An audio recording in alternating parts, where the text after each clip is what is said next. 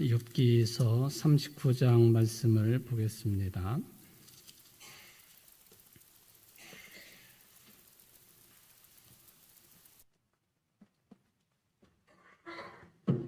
욥기 39장 1절부터 30절까지 교독하겠습니다. 산 염소가 새끼 치는 때를 내가 아느냐? 암사슴이 새끼 낳는 것을 내가 본 적이 있느냐?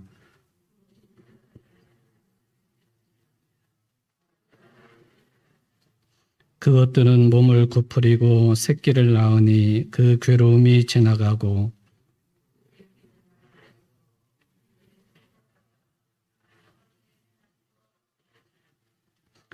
누가 들나귀를 놓아 자유롭게 하였느냐? 누가 빠른 나귀에 매인 것을 풀었느냐?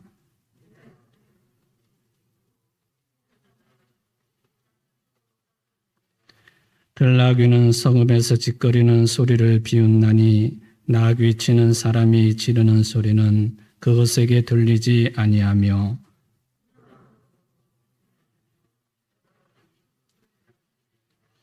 들소가 어찌 기꺼이 너를 위하여 일하겠으며 내 외양간에 머물겠느냐?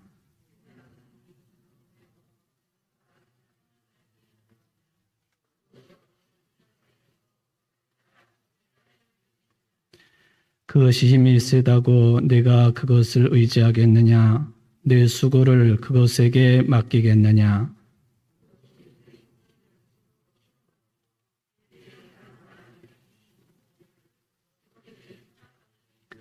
가주는 즐거이 날개를 치나 학의 깃털과 날개 같겠느냐?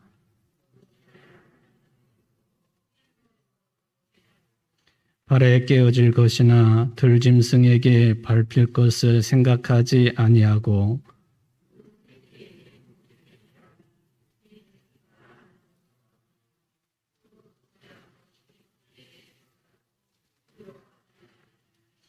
이는 하나님이 지혜를 베풀지 아니하셨고 총명을 주지 아니함이라.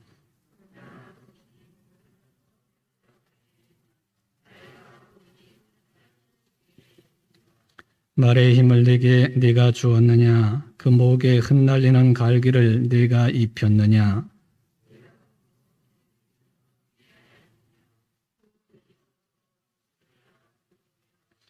그것이 골짜기에서 발급질하고 힘 있음을 기뻐하며 앞으로 나아가서 군사들을 맞되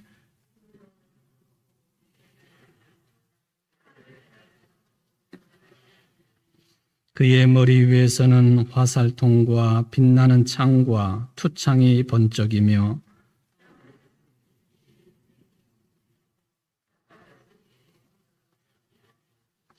나팔 소리가 날 때마다 힝힝 울며 멀리서 싸움 냄새를 맡고 지휘관들의 호령과 외치는 소리를 듣느니라.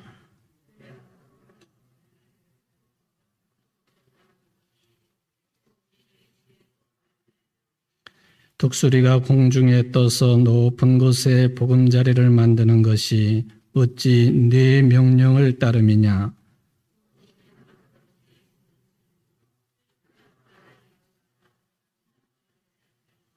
거기서 먹이를 살피나니 그 눈이 멀리 봄이며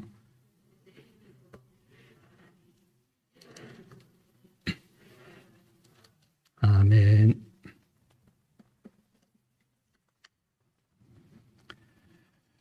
오늘 우리들이 욥기 39장 말씀을 이제 세 번째 다루는 그런 시간을 가지도록 하겠습니다. 아마 오늘 다룸으로 이제 마지막 시간이 되지 않겠는가 하는 그런 생각을 해보게 됩니다. 지난 시간 제가 말씀드렸던 내용 일부를 잠깐만 좀 다시 되새김을 하고 다음 내용으로 넘어가도록 합니다. 지금 이제 이미 지나간 그 욥기서 내용들이지만은 몇 가지 내용들을 통해서 욥이라고 하는 사람이 얼마나 힘든 상황에 떨어졌었는가, 그것을 자기 자신이 신앙 고백하듯이 어떻게 표현하고 있었는가 하는 것들을 몇 가지 이제 살펴보았죠. 오늘도 마지막으로 한 절을 더 살피고 39장 내용으로 넘어가도록 하겠습니다.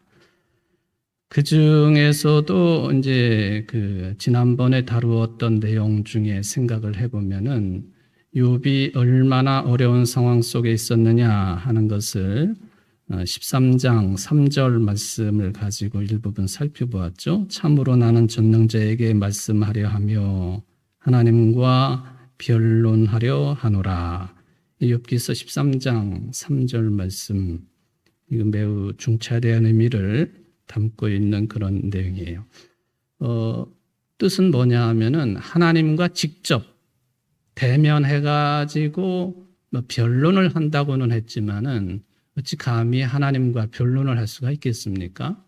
이걸 좀 더 순화된 용어를 사용한다면 하나님과 대면해서 대화하고 싶다. 그런 뜻이 여기 담겨 있습니다. 근데 여러분 구약 성경에 보면은 하나님을 본 자는 어떻게 된다고요? 죽는다. 그렇게 되어 있습니다. 그건 누구라도 할 것 없이 하나님을 직접 대면한 자는 죽는 것이다. 이게 이제 율법의 정신이기도 하고 불문율처럼 그렇게 되어 있는 하나님과 이스라엘 사이의 관계성이 되겠죠. 그런데도 불구하고 욥이 얼마나 힘들었으면 하나님과 대면하고 싶다. 하나님과 변론을 하고 싶다. 즉 하나님을 직접 대면을 해서 대화를 하고 싶다. 어떻게 해서 이런 일이 벌어질 수 있는 것입니까? 그거에 대한 답변을 좀 속 시원하게 듣고 싶다 하는 그런 이야기죠. 근데 우리의 신앙 가운데에는 아주 중요한 내용이 담겨 있는데 하나님을 대면할 때가 있어요. 어느 때일까요? 어느 때 하나님을 대면할 수 있다고 우리는 신앙 고백하지요? 누구나가 다 가는 건데. 어느 때? 하늘나라. 하늘나라 갈 때, 하늘나라 가서. 어떻게 해야지 하늘나라 가는 거예요? 죽어야 가지요. 죽어야 가지요. 죽어서나 우리가 그리스도 안에 거하며 예수님이 죽으신 것처럼 우리의 몸도 죽을 때가 있고 또 그리스도께서 부활하신 것처럼 우리들도 잠시 죽어서 그 몸이 잠자듯이 있다가 예수님 재림하실 때 하나님의 나라가 완성될 때에 우리들도 그리스도께서 부활하신 것처럼 부활해가지고 그때부터는 하나님과 대면한다 하는 거로 우리는 신앙 고백하지 않습니까? 그러니까 욥이 내가 하나님과 변론하고 싶습니다 하는 이 말은 무슨 뜻이 담겨 있느냐 하면은 내가 하나님을 직접 대면하고 싶습니다. 대면하는 것은 그 죽음을 의미하는 것이니까 나는 차라리 죽는 게 낫습니다. 우리는 욥이 투정 부리듯이 왜 어머니가 나를 낳으셔가지고 이렇게 고상하게 만드십니까? 그렇게 투정도 부리지만은 욥은 이 앞부분에서 그런 이야기를 했지 않습니까? 차라리 내가 나지 않았더라면 더 좋았을 것을. 그냥 태어나지 않고 존재 자체가 없었더라면 좋았겠지만은 이미 내가 태어나서 이렇게 고생을 하고 있는데 이런 고생을 하느니 차라리 죽어서 하나님을 대면하고 싶습니다. 그러니까 이 믿음은 여러분 이게 보통 믿음이 아니에요.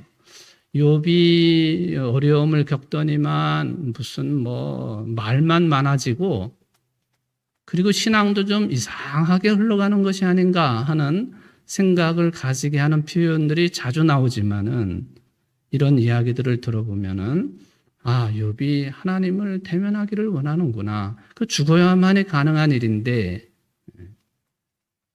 욥의 믿음은 그만큼 깊은 믿음이다 하는 것을 이제 생각을 해볼 수가 있겠습니다.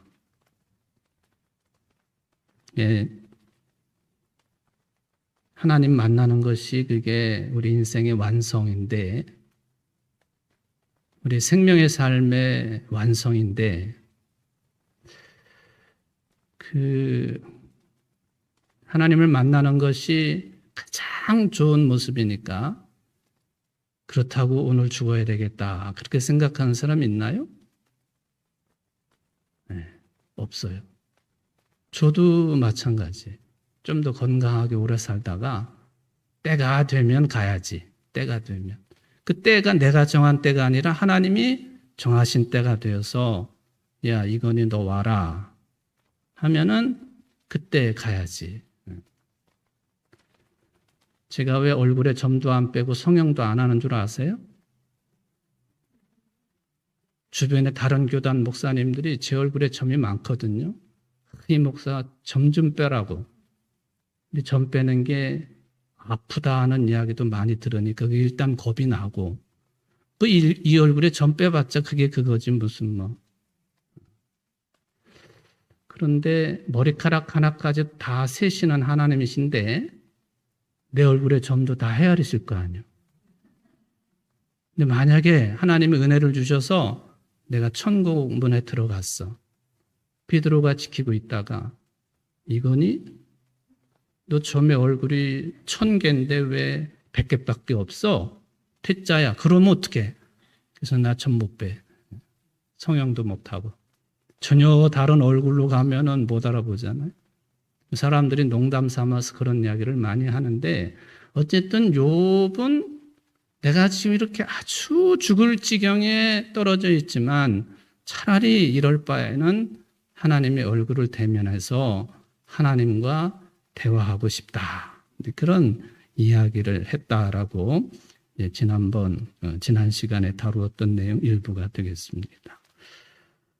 그리고 이제 19장 21절 한번 또 찾아보겠습니다. 욥기 19장 21절 말씀.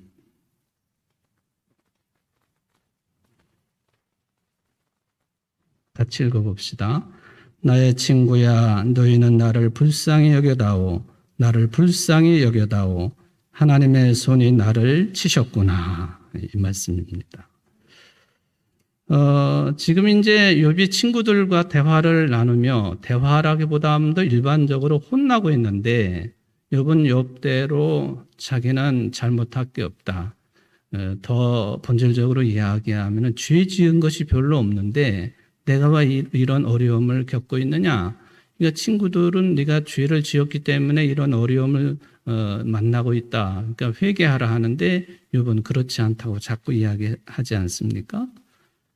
어쨌든 여기 이제 욥이 그럼에도 불구하고 그런 그 대화가 되지 아니하는 친구들에게 나의 친구야, 너희는 나를 불쌍히 여겨다오.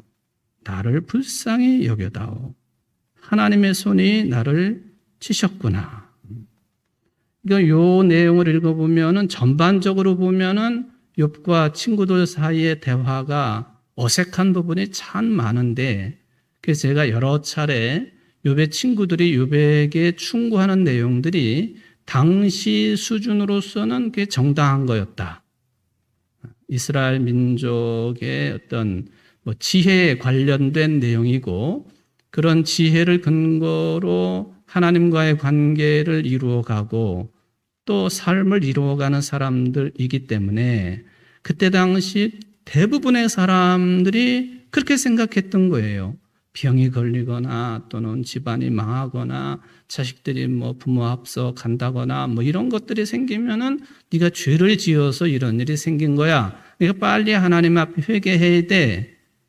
욥의 친구들이 나중에 엘리후 하나만 조금 다른 이야기를 했지. 본질적으로 보면 다 비슷한 얘기를 욥에게 했지 않습니까? 거기에 대해서 욥은 아니다라고 계속 이야기를 했어요. 그런데 여기 19장 21절에 보면은 나의 친구야 너희는 나를 불쌍히 여겨다오. 자기를 동정해 달라고 하는 그런 그 이야기하는 것을 특별한 것으로 찾아볼 수가 있겠습니다. 하나님의 손이 나를 치셨구나라고 하는 그런 표현을 해주고 있습니다. 하나님의 손이 나를 치셨다 하나님 말씀.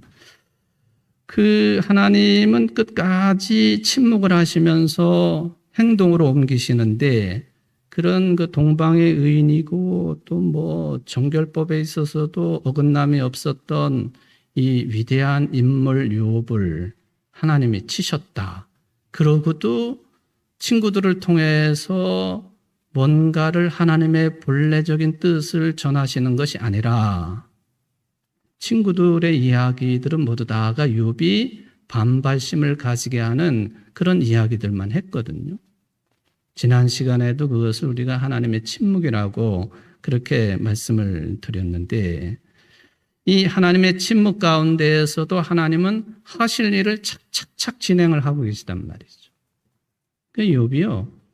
뭐 친구들이 이렇게 저렇게 말을 해도 내가 지금 당하고 있는 이 고난은 하나님이 하시는 일이라고 하는 것에 대한 변함없는 생각은 분명히 가지고 있었어요. 하나님이 나를 치셨구나 하는 그런 말 표현을 보면은 그렇게 생각을 해볼 수가 있겠죠. 어쨌든 이게 이렇게 지나면서 엘리후까지 네 사람과의 대화가 다 끝난 거예요. 그리고는 이제 38장부터 41장 사이에 하나님의 말씀이 들려지지요. 38장은 우리가 지난번에 몇 번에 걸쳐서 이야기를 드렸고요. 오늘 이제 이 39장 세 번째 시간을 다루고 있는데 보면은 제가 서론을 상당히 길게 이야기를 하지 않았습니까? 그는 38장과 39장이 전개되는 그 내용이 큰 차이가 없어요. 자연 세계를 가지고 이야기를 하고 있고 자연 세계가 그야말로 자연이라고 한 말 그 말 그대로 자연스럽게 흘러가거든요.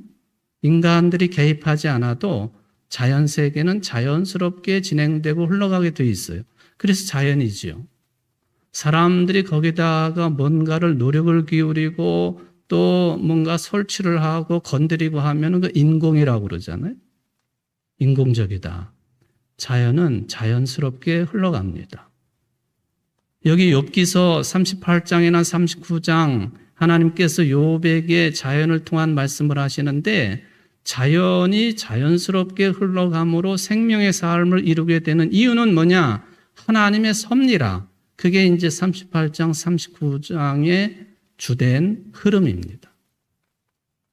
그냥 자연스럽게 흘러가니까 그 자연이 알아서 그렇게 뭐 흘러가기도 하고 운행되기도 하고 그러는 거지 그 차원으로 머무는 게 아니라 그건 이걸 말하면은 그 자연주의라고 말할 수 있는 것인데 여기 유대인들 특히 욥기서는 그게 자연스러워서 자연인 게 아니라 자연스럽게 흘러가는 그 가운데 섭리가 있으니 하나님께서 그것들을 속에서 뒤에서 앞에서 그리고 위에서 섭리하시는 손길로 자연이 존재하게 하신다. 이게 이제 38장의 뭐 천체에 관한 내용들. 여기 39장에 보면은 주로 어떤 존재들이 등장을 하나요? 동물들이 많이 나오잖아요. 동물들. 7종류의 동물들이 등장을 하고 있는데 이 동물들도 보면은 지멋대로 살아가는 것 같지만 그게 다 하나님의 동물들을 섭리하시는 크게 보면은 자연, 하나님의 피조 세계가 그렇게 흘러가도록 섭리하시기 때문에 가능한 일이지 그게 동물들이 무슨 지혜가 있어서 또는 뭐 지 살 길을 지가 개척을 하기 때문에 그런 차원의 이야기는 아니다라고 하는 것을 이제 생각을 해볼 수가 있겠습니다. 39장에 보면은요, 뭐 형식으로 보면 끝까지 질문 형식으로 나오고 있죠. 내가 이것을 봤느냐? 이거를 알고 있느냐? 뭐 그런 투입니다. 짐승들이 등장을 하는데 뭐 산염소라든지 암사슴이라든지 들나귀라든지 들소 또 타조도 등장을 하고 있고요. 또 말도 나오고 독수리도 나오고 뭐 이렇게 이제 여러 종류의 짐승들이 등장하는 것을 볼 수가 있겠습니다. 다른 짐승들은 뭐 그저 그렇게 우리가 흘려보낼 수도 있겠다 그런 생각이 드는데요.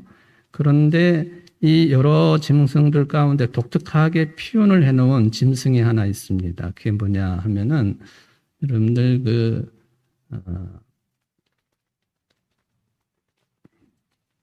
타조라고 하는 그런 짐승 나오는 것을 보실 수가 있죠. 타조. 타조를 한번 확인을 해 보십시오. 13절부터 나오고 있는 그 내용인데요. 다시 한번 읽어보면은 타조는 즐거이 날개를 치나 학의 깃털과 날개 같겠느냐? 깃털과 날개 같겠느냐? 그것이 알을 땅에 버려두어 흙에서 더워지게 하고 밤에 발에 깨어질 것이나 들짐승에게 밟힐 것을 생각하지 아니하고 그 새끼에게 모질게 대함이 제 새끼가 아닌 것처럼 하며 그 고생한 것이 헛되게 될지라도 두려워하지 아니하나니 이는 하나님이 지혜를 베풀지 아니하셨고 총명을 주지 아니함이라. 그러나 그것이 몸을 떨쳐 뛰어갈 때에는 말과 그 위에 탄 자를 우습게 여기느니라. 이게 이제 타조에 관한 내용입니다. 그래서 학자들이 이 타조에 대한 묘사 이것을 한참을 연구를 해보니까 면밀하게 검토를 해보니까 그러면은 욥기의 배경이 되고 있는 그런 지역 상황을 살펴볼 때에 거기에 타조가 있었느냐 하는 것을 따지기 시작을 했습니다. 다른 짐승들은 다 그래도 그 환경에 생활을 하고 있는 짐승들이다 그렇게 볼 수 있다고 하지만 타조 하나는 이게 욥과 관련된 지역 내에서는 이게 볼 수 없는 짐승이다라고 하는 판단을 내리고 있다고 하는 거예요. 그럼 왜 눈으로 볼 수도 없는 짐승에 대한 묘사를 이렇게 해놨느냐? 아마도 이게 이제 들은 풍월이라고 그러면은 너무 이게 이제 성경 말씀을 하대하는 것처럼 느껴지니까 타조에 대해서 들은 바를 이렇게 묘사를 한 것으로 학자들은 해석을 합니다. 그걸 받아들이는 것은 여러분들 몫이라고 저는 생각을 하는데 제가 왜 이렇게 표현을 하느냐 하면은 타조에 대한 묘사가 어색한 부분이 있다는 거예요. 어색한 부분이 있다. 다른 짐승들에 비해서 좀 길게 나열을 해 놓았는데 좀 타조를 우스꽝스럽게 묘사를 하고 있다라고 하는 그런 이야기가 되겠습니다. 타조는 즐거이 날개를 치나 학의 깃털과 날개 같겠느냐 하는 그런 말을 사용하고 있습니다. 타조하고 다른 새 종류인 학하고 비교를 합니다. 학이라고 하는 날짐승을 아시죠? 학이 뭐와 같은 이름으로 사용되나요? 어떤 이름으로도? 두루미가 학입니다. 두루미 학. 이게 이제 글쎄요, 저는 우리 초등학교 때의 그 교과서 내용 중에 보면은 우리나라 사람들이 6.25를 지나고 그 공중에 날아다니는 두루미라든지 뭐 이런 비슷한 종류의 새들을 마구잡이로 총을 쏴서 잡았다 하는 그런 내용이 지금도 충격적으로 기억이 나는 내용이에요. 그래서 사라져버렸다. 지금 두루미라든지 뭐 이런 그 새들 일부러 그것을 이제 이렇게 산란을 하게 만들고 이제 외국에서 가지고 와가지고 산란하게 만들고 그래서 부화를 하고 그 일을 여기 교원대학교에서 또 그런 황새를 가지고 이제 그런 작업을 많이 했지 않습니까? 지금 방사를 해도 될 정도가 됐다 그러는데 황새라든지 뭐 학이나 두루미 이런 새들이 이게 하늘을 많이 날아다닐 때 저도 어려서 보았지 않을까 그런 생각을 하는데 학교 들어가서 교과서 공부를 하다가 보니까 그걸 총을 쏴가지고 많이 잡았다. 잡아서 뭘 했을까요? 학탕을 해 먹었겠죠. 학탕. 학천탕이 그래서 학천탕인가 모르겠네. 하여튼 잡아먹었죠. 다 잡아먹었어요. 먹을 게 없으니까 그랬겠다라는 생각도 해보지만은 이게 얼마나 귀한 겨울 철새들인지 이런 그 우를 우리가 범했는데 바로 여기 타조하고 두루미를 비교를 해 놓았습니다. 그러니까 두루미는 그러니까 기품이 있는 새, 우아하다. 기품이 있는 새. 실제적으로 보면은 긴 다리를 쭉 뻗고 서서 이렇게 머리에는 빨간 모자 같은 거, 추기경이 쓰는 모자 같은 걸 딱 쓰고 긴 다리를 뽐내고 서 있는 학을 보면은 우리가 귀한 겨울 철새라고 해서 그런 생각이 드는지 모르지만은 우아하긴 하죠. 다리가 길면은 다 좋은 거 아니에요? 우리 같은 쇼다리들은 참 부러운 존재들이지만은 하여튼 학을 우아하게 표현을 했다. 예, 품이 있는 새와 품이 없는 타조를 비교를 했다. 이제 그렇게 여기서 이야기를 해주고 있습니다. 여러분 중에 고, 스톱 하는 거 하시는 분 계시죠? 고, 스톱. 저는 어려서 우리 친할머니하고 화투를 그냥 할머니 심심하시니까 고스톱 같은 게 아니고 옛날 그 뭐죠? 민화투. 이렇게 짝 맞추는 거. 할머니하고 노느라고 그거를 이렇게 했던 기억이 나요. 그러면 지금도 제가 왜 이 화투는 이런 그림을 가지고 있을까 하는 생각을 그때도 했었거든요. 근데도 이제 머릿속에 그걸 거의다가 화투의 1월, 2월부터 12월까지 있잖아요. 1월의 그림이 뭐죠? 학이에요, 학. 1월이. 정월에 등장하는 새가 학이에요, 학. 학. 잘 아시죠? 근데 학만 나오는 게 아니라 같이 나오는 그림이 뭐냐면은 소나무예요, 소나무. 그래가지고 1월 화투 그 그림을 송학 그렇게 부르더군요. 송학. 그럼 2월은 뭐예요? 한번 화투 한번 쳐봅시다. 2월 매화. 3월 흑사리. 4월이 그런가요? 3월이 매화. 2월이 새와 매화. 3월이 이게 그 꽃 이름인데 지금 무슨 뭔 꽃이에요?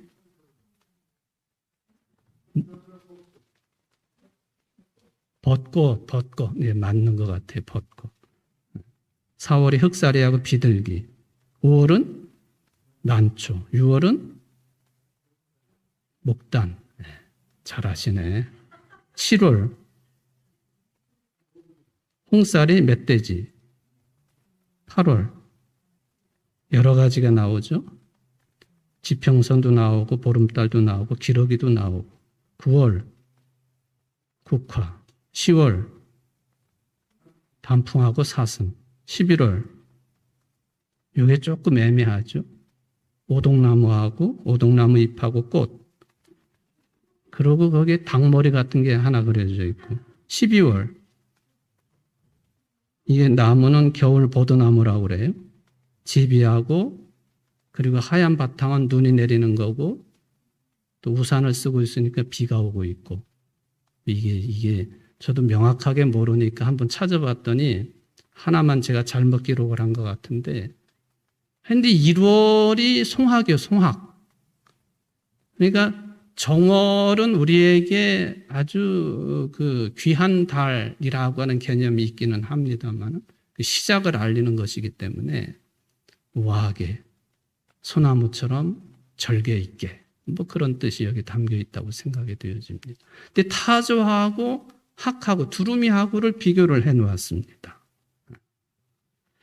그래놓고는 이게 뭐라고 14절, 15절 그렇게 이야기하면은 이게 타조가 알을 땅에 낳아 놓은 것을 버려뒀다. 그렇게 표현을 합니다. 타조가 여러분 알 낳아가지고 버려둡니까? 타조도 알을 품어요. 타조 알이 엄청나게 크잖아요. 타조 알이 굉장히 그 알 껍데기가 딱딱해요. 그걸 잘못 머리에다 깨려고 했다가는 머리도 같이 깨집니다. 망치나 이런 걸로 탁탁탁 두드려가지고 그걸로 후라이팬에 부어놓으면 후라이가 수십 개가 나오는 게 타조알 크기죠. 그죠? 타조. 근데 타조가 알을 버려놓는다. 이게 타조라고 하는 새 생리를 이게 어느 동물이나 자기 새끼를 보호한다고 하는 것에 대한 몰 이해가 여기 들어있는 것이 아니냐. 타조를 우습게 한다. 별것 아닌 존재로 알고 있다. 그리고는 그렇게 버려두니까 흙에서 더워지게 하고 발에 깨어질 것이나 들짐승에게 밟힐 것을 생각하지 아니하고. 타조가 여러분 굉장히 무섭습니다. 화가 나가지고 사람들에게 대들면은요, 타조 달리기가 굉장히 빠르거든요. 사람이 혼비백산하고 도망을 갈 수밖에 없어요. 그 긴 날개를 쫙 펼치고 펄럭거리고 쫓아오면은 이게 무서워서 다 도망을 가야 됩니다. 힘도 세고요. 하여튼 여기 타조를 이상하게 표현을 해주고 있다 하는 것을 또 16절에 보면은 새끼를 모질게 대한다. 마치 제 새끼가 아닌 것처럼 고생한 것이 헛되게 될지라도 두려워하지 아니하니 하나니 뭐 이런 표현들. 그러니까 타조를 좀 이상한 새로 우스꽝스럽게 볼품없게 곱지 않은 것으로 별것 아닌 것으로 묘사를 해 놓았다. 타조에 대해서 이 기록한 분이 지대로 알고 기록했는가 하는 문제 제기를 하는 성서 해석 학자들이 있다 하는 거예요. 그러나 그럼에도 불구하고 그 표현이 설령 타조의 생리와 맞지 않는다 할지라도 큰 문제가 되는 것은 아니다. 왜? 이 39장에서 전체적으로 말씀하고자 하는 본의가 뭐냐 하는 것을 파악하면 된다고 하는 것이죠. 우리 인간들이 부족한 지혜로, 지식으로 동물의 세계를 다 이해를 하지 못한다고 해도 동물의 세계에 대한 섭리도 하나님께서 하시는 것이다. 이걸 말하고 싶은 거예요. 그러니까 제가 여러분들이 길게 말하는 것도 조금 잘못하는 것 같기는 한데요. 타조에 대해서 묘사가 조금 어색합니다. 그럼에도 불구하고 그게 문제가 되지 않는다.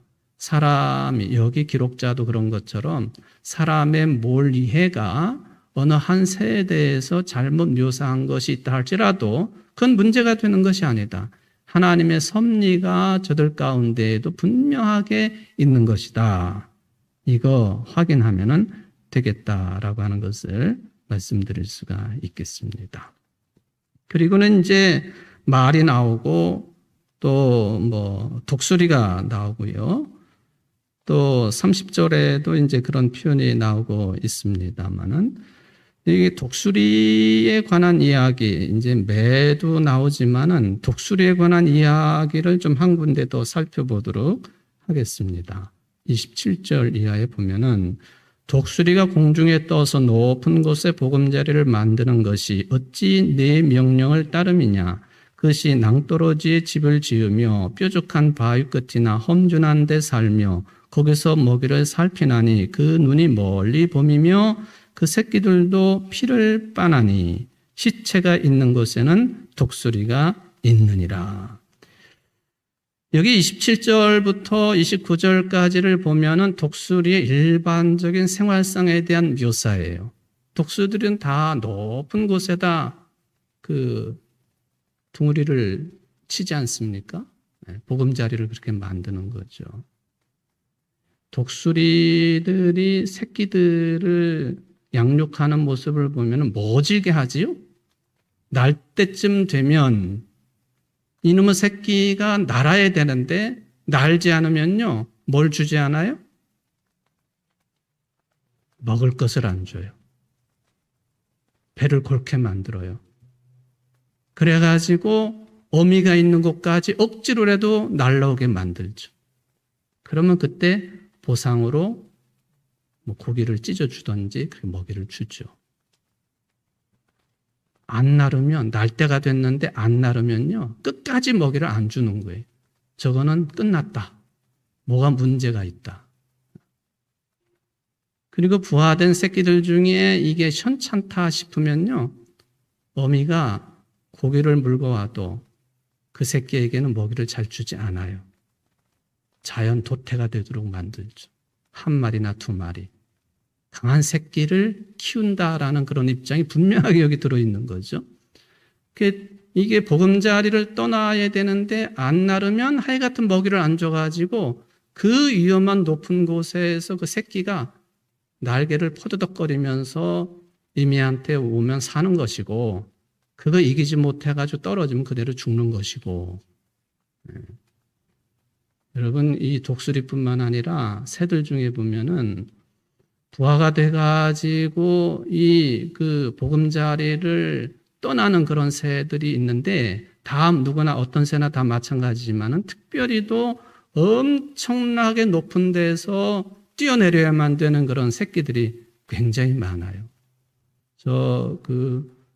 아프가니스탄이라든지 이런 중동의 돌산으로 이루어지는 그런 산에서 조그만 새끼가 이게 어미가 먹이를 갖다 주지 아니하고 하니까 뛰어내리거든요. 뛰어내려서 애미 있는 데까지 가야 돼요. 그런데 그 높이가 어마어마해요. 뛰어내리면서 그냥 공중으로 물제비 치듯이 그렇게 내려오는 아니에요. 뛰어내려오다가 바위에 부딪혀가지고 또 한참 떨어지다가 또 바위에 또 부딪히고 또 떨어지다가 그 희한하게도 그런 새들이 잠깐 기절한 듯이 보이다가 금방 깨어나요. 요만한 새끼가. 그러면 사는 거예요. 애미가 그때부터 돌봐주는 것이죠. 독수리도 그렇게 새끼를 키우거든요. 이건 새끼 키우는 것까지 이제 그런 이야기인데 30절에 보니까 그 새끼들도 피를 빠나니 시체가 있는 곳에는 독수리가 있느니라.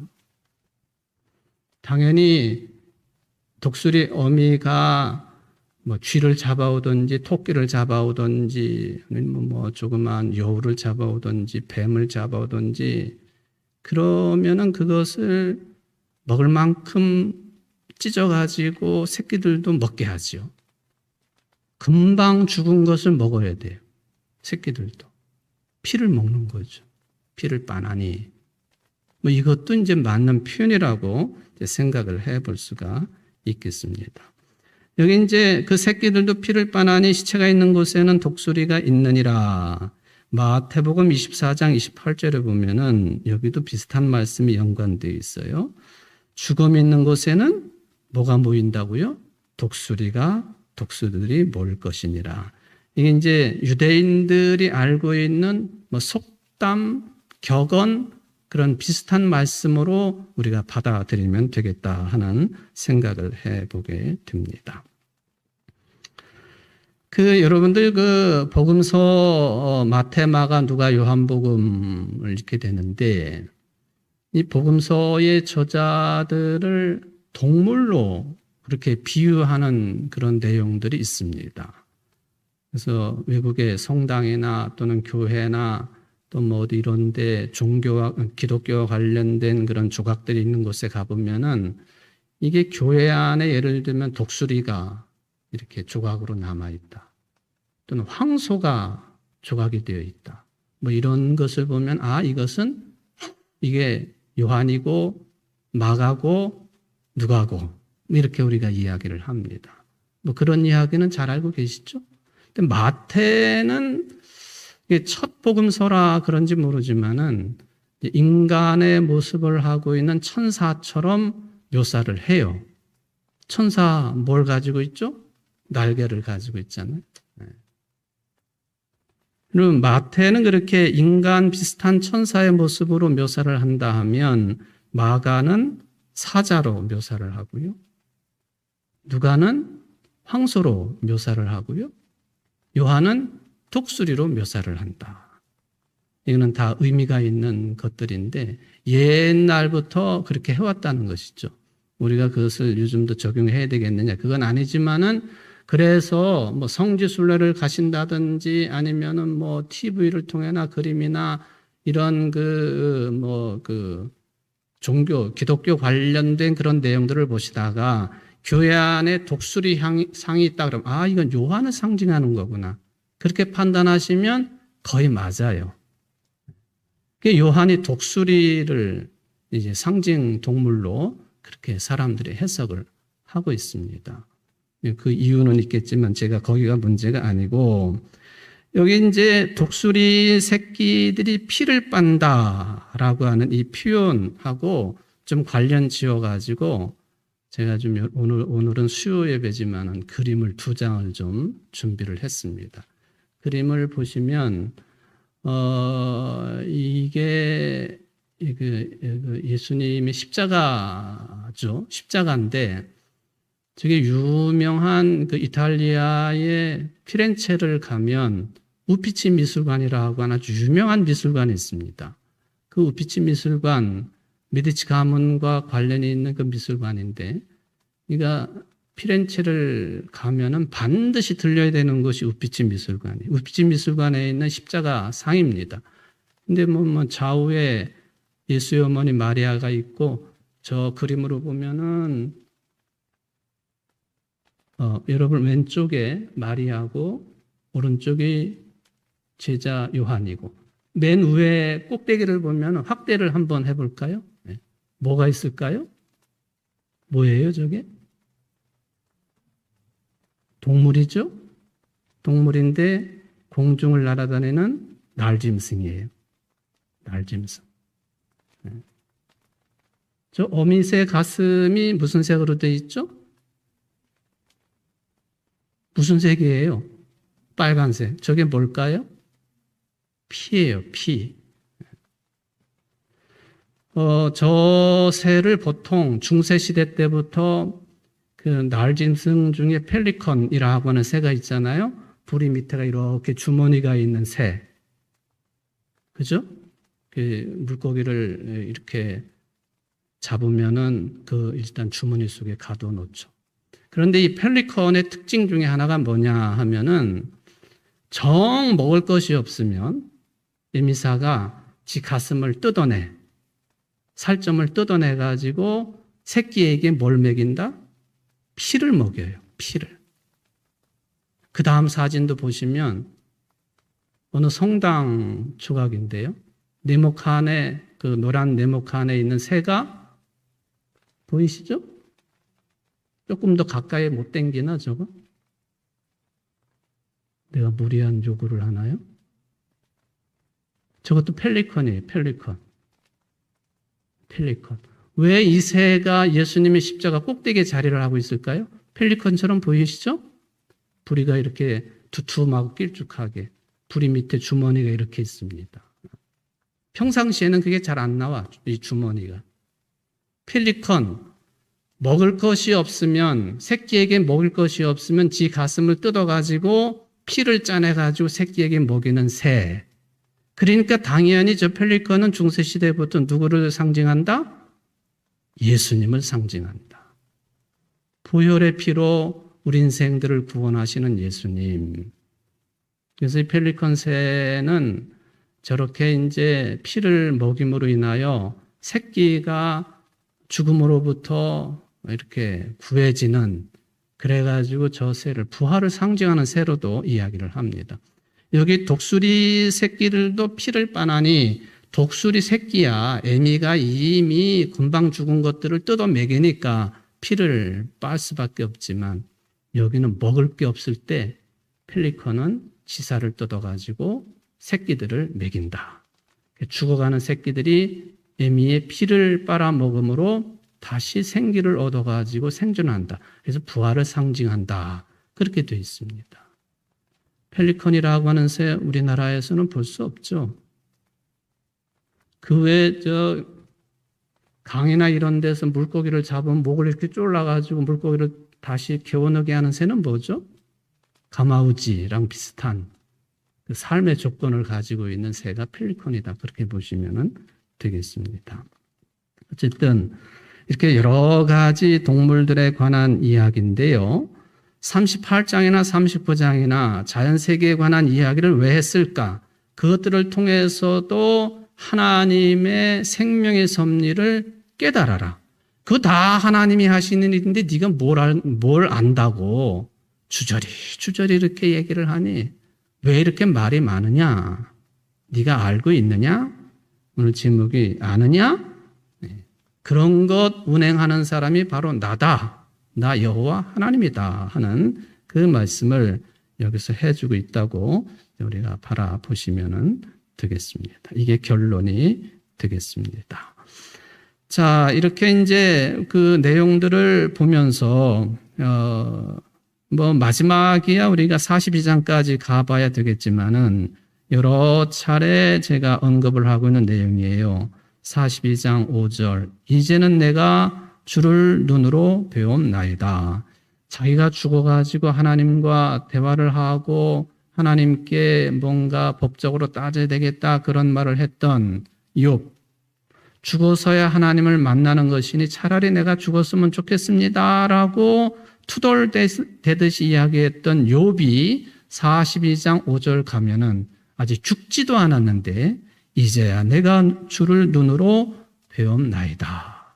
그렇게 고백을 합니다. 우리가 보지 않고 믿는 것이 더 복되다고 하신 이 의심 많은 도마에게 하셨던 예수님의 말씀, 그 의미를 우리가 찾아볼 수 있는 내용이죠. 우리는 아직 죽지 않았지만은 하나님을 만날 수 있고 볼 수 있는 그런 영안을 가지고 살고 있는 존재들 되는 것. 이 욥이 이제 그렇게 됐다라고 하는 것을 42장 5절에서 우리가 찾을 수가 있겠고, 이게 욥기를 통해서 얻어야 될 그런 결론이 되겠습니다. 직접 답을 듣지 못한 것처럼 보여지지만 꼭 필요한 대답을 얻게 되었다. 이 내용입니다. 세상을 살아가시면서 답답한 일이 참 많죠.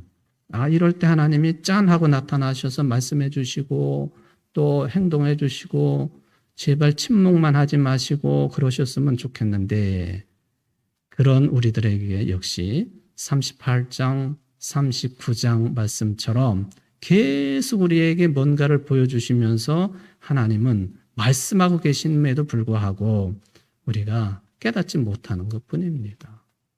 지난 오후 시간에 말씀드린 것처럼 욥이 베델 이곳에도 하나님 계신 줄을 몰랐습니다 한 것처럼 어떤 상황 속에서는 하나님은 늘 여러분들 곁에 계신다고 하는 것, 세상 끝날까지 너희와 항상 함께 하시겠다고 하는 약속을 지키시는 분이라고 하는 것을 믿는 오늘 저녁 나온 여러분들 되시기를 주의 이름으로 축원을 드립니다. 기도하십시다. 고마우신 하나님 아버지, 이제 욥기 39장까지 마쳤습니다. 욥이 차라리 내가 죽어서 하나님을 대면하고 하나님과 대화하는 것이 좋겠습니다 라고 그렇게 짧은 생각을 가지고 있는 욥에게 네가 자연 환경을 다 봐라. 이게 자연스럽게 흘러가는 것 같지만은 다 내가 하는 일이다. 하나님의 섭리 가운데 이루어지고 있다고 하는 것을 이렇게 말씀을 하셨습니다. 결국에는 42장 5절에서 욥은 이제 눈으로 이 모든 것을 확인하고 봅니다 라고 신앙 고백을 합니다. 우리의 신앙이 사나 죽으나 다 주의 것이고 또 이런 때나 저런 때나 다 하나님의 섭리 가운데 있다고 하는 것을 잠시도 놓치지 아니하고 살아가기에 부족함이 없는 이 자리에 나온 모든 성도들이 될 수 있도록 복을 내리워 주옵소서. 예수님의 이름으로 기도합나이다. 아멘.